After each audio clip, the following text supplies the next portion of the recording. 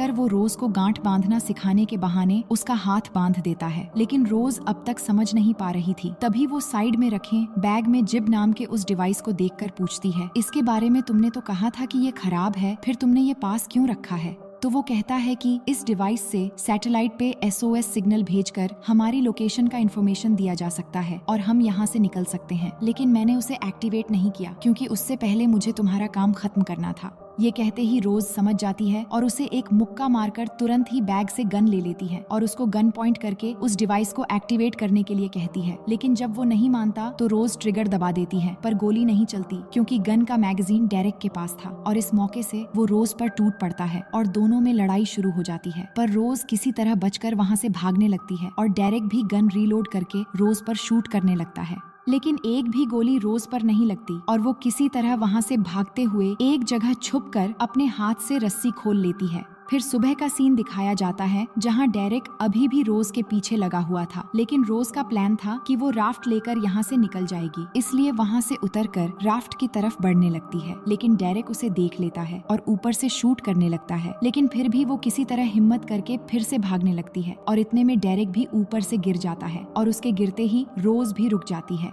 फिर उसके पास जाकर देखती हैं कि डेरेक मरा तो नहीं पर इंजर्ड हो गया है। उसके पास आते ही वो होश में आ जाता है और उसी हालत में ही रोज पर चाकू से अटैक करने लगता है और कहता है कि मुझे बोट पर ले चलो क्योंकि वो डिवाइस मेरे पास है और मेरे बिना तुम उसे एक्टिवेट नहीं कर पाओगी। इसी बीच उसके चाकू के एक वार रोज पर लग जाती है, जिसके बाद रोज एक पत्थर उठाकर उसके सर पर मार देती है और उसके बैग से वो डिवाइस ले लेती है, लेकिन वो डिवाइस एक्टिवेट नहीं कर पाती, जिस पर डेरेक कहता है तुम इसे एक्टिवेट नहीं कर पाओगी, मुझे बोट पर ले चलो, फिर मैं तुम्हारी हेल्प करूंगा। लेकिन फिर भी रोज उसकी बात नहीं सुनती और उसे छोड़कर वापस राफ्ट के जरिए बोट पर चली आती है। बोट में पहुंचकर वो अपने जख्मों पर पट्टी लगाती है और फिर सो जाती है, लेकिन रात को अचानक उठकर देखती है कि बोट भी डूबने लग गई है, तो वो जल्दी से कुछ जरूरी सामान इकट्ठा करती है और फिर अपनी मॉम की लाश को भी राफ्ट पर ले जाने की कोशिश करती है, लेकिन उसके हाथ से अपनी मॉम की लाश पानी में चली जाती है और उसे अपनी मॉम की लाश को पानी में ही छोड़ना पड़ता है। इससे वो बहुत रोती है क्योंकि वो अपनी मॉम को पानी में नहीं छोड़ना चाहती थी। इसके बाद वो बोट के साथ राफ्ट से जुड़े हुए रस्सी को काट देती है क्योंकि बोट डूबने वाला था।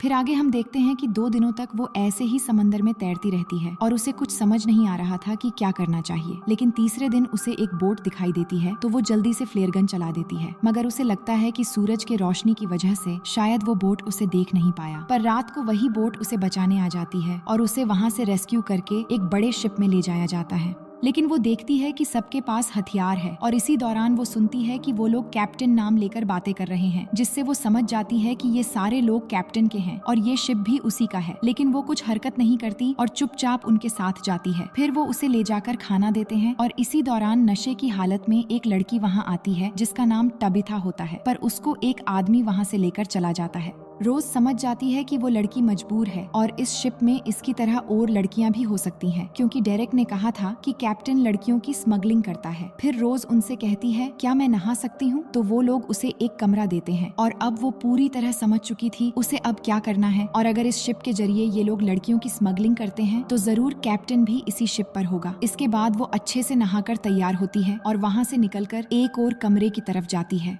और उस कमरे में जाते ही उसे एक आदमी दिखाई देता है जिसके आसपास और भी लोग थे। तो वो पूछती है क्या आप कैप्टन हो, तो वो कहता है कि हाँ मैं हूँ। इसके बाद वो उसके पास जाती है और उसे बातों बातों में अट्रैक्ट करने की कोशिश करने लगती है और कुछ देर बाद मौका पाते ही कैप्टन के सर पे मार मार के उसका जान ले लेती है। इसके बाद उस कमरे से निकलकर वो एक दूसरे कमरे में चली जाती है जहां उसे टबिथा मिलती है, तो वो उससे मदद मांगती है। वहीं कैप्टन को मरा हुआ देखकर उसके आदमी अलर्ट हो जाते हैं और रोज को शिप के चारों तरफ ढूंढने लगते हैं। वहीं टबिथा से रोज पूछती है कि इस शिप में कहां पर गन्स रखे हुए हैं, तो वो बताती है कि इंजन रूम में बहुत सारे गन्स रखे हुए हैं और यहाँ मेरी तरह बहुत सारी लड़कियों को भी बंदी बनाकर कहीं ले जा रहे हैं, लेकिन इस समय उनमें से कोई भी तुम्हारी मदद नहीं कर सकती क्योंकि उन लोगों ने सभी लड़कियों को नशे में रखा है। इसके बाद वहाँ से निकलकर रोज उस कमरे में पहुँच जाती है और एक गन ले लेती है तभी एक आदमी वहाँ आकर उसे देख लेता है, पर रोज उसे शूट करके मार देती है। फिर उन लड़कियों तक पहुँचने के लिए वहाँ से आगे बढ़ने लगती है और रास्ते में आए कैप्टन के जितने भी आदमी होते हैं एक एक करके सबको मारने लगती है। वहाँ एक लड़की के साथ भी उसका सामना होता है जो कैप्टन के लिए काम करती थी, लेकिन रोज उसके साथ फाइट करके उसे भी मार देती है। फिर उसका सामना कैप्टन के एक हट्टे कट्टे आदमी से होता है जो रोज को गले से पकड़कर मारने लगता है, लेकिन वो किसी तरह उससे बचकर आखिरकार उसे भी शूट करके मार देती है।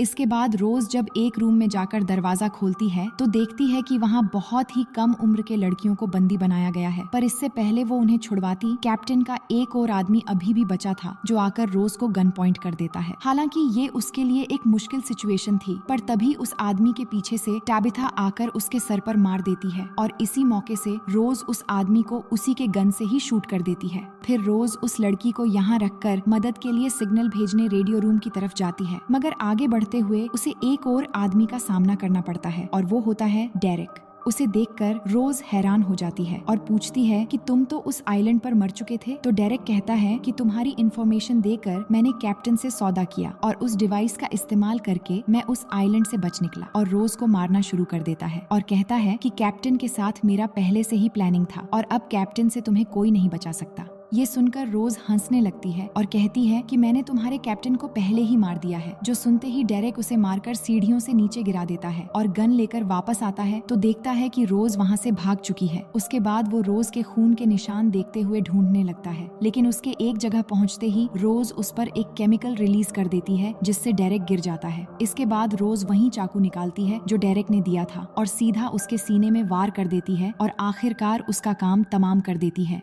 इन सब के बाद अब वो थक चुकी थी और कैप्टन के सारे आदमी भी मारे जा चुके थे। तभी उसके पास टबिथा आती है और कहती है कि मेरे साथ चलो, तुम्हें कुछ दिखाना है। फिर रोज उन सारी लड़कियों के साथ शिप के ऊपर जाती है और देखती है कि ये शिप एक बंदरगाह की ओर बढ़ रहा है, जिससे सभी लड़कियां बहुत खुश हो जाती हैं क्योंकि अब ये वापस अपने घर जा सकते हैं। बंदरगाह पहुँचने पर ये मामला पुलिस संभालते हैं। इसके बाद हम वापस कहानी के शुरू में पहुंच जाते हैं, जहां रोज एक पुलिस ऑफिसर को ये सारी कहानी बता रही थी, जिस पर वो पुलिस वाला रोज की तारीफ करता है और कहता है कि सभी लड़कियों को उनके घर भेज दिया गया है और अब तुम्हें भी घर वापस भेज दिया जाएगा। लेकिन रोज बहुत दुखी और परेशान थी और कहती है कि मैं वापस नहीं जाना चाहती क्योंकि अब मेरे लिए वहाँ कुछ नहीं बचा। मगर पुलिस वाला ये कहकर चला जाता है कि तुम्हारे पास अपना भविष्य है जिसको तुमने लड़कर हासिल किया है। ये सुनकर रोज भी अपनी जिंदगी की एक नई शुरुआत करने के लिए हिम्मत जगाती हैं और इसी के साथ ये कहानी यहीं पर खत्म हो जाती है। तो दोस्तों, उम्मीद है कि ये कहानी आपको पसंद आएगी।